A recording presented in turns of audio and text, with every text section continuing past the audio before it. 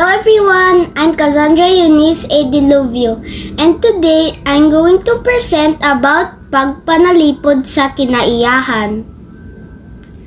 Ang pangutana, giunsa nimo mapakita ang pag-amuma o pagpanalipod sa mga anyong lupa sa inyong komunidad o nganong importante kini alang sa atong kinaiyahan o sa umaabot nga henerasyon.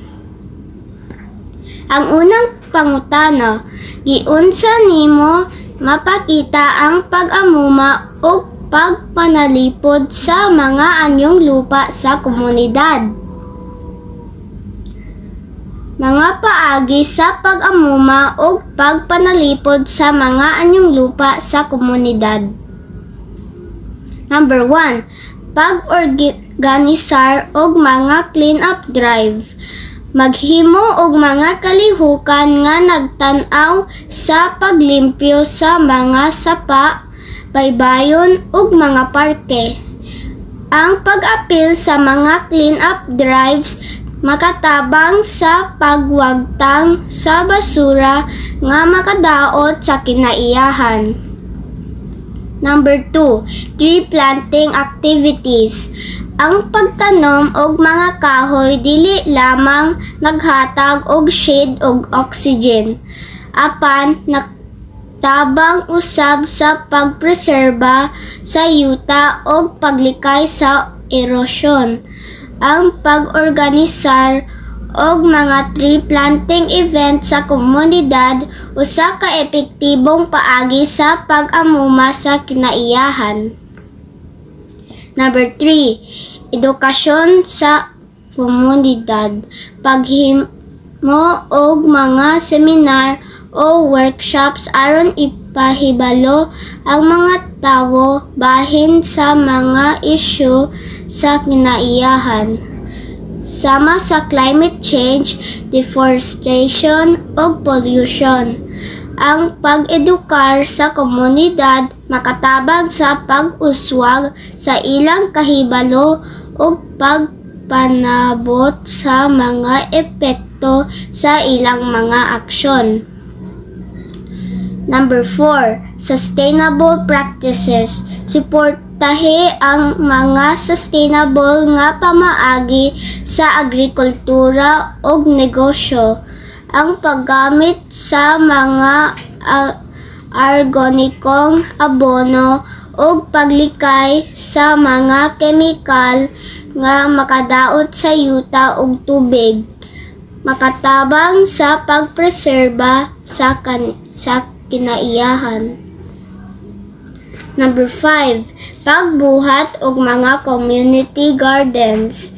Ang pag-establishar og mga community gardens naghatag og oportunidad sa mga tawo nga magtanom og mga prutas ug gulay nga nagtabang sa paghatag og pagkaon ug sa pagpreserba sa yuta.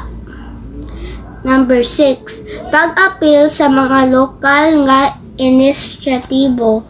Suportahe ang mga lokal nga proyekto nga nagtan-aw sa pagpanalipod sa kinaiyahan, sama sa mga conservation programs o mga proyekto sa reforestation.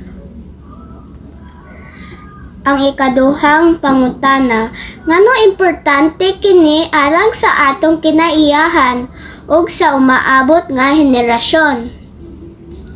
Mga impormansya alang sa kinaiyahan ug umaabot nga henerasyon.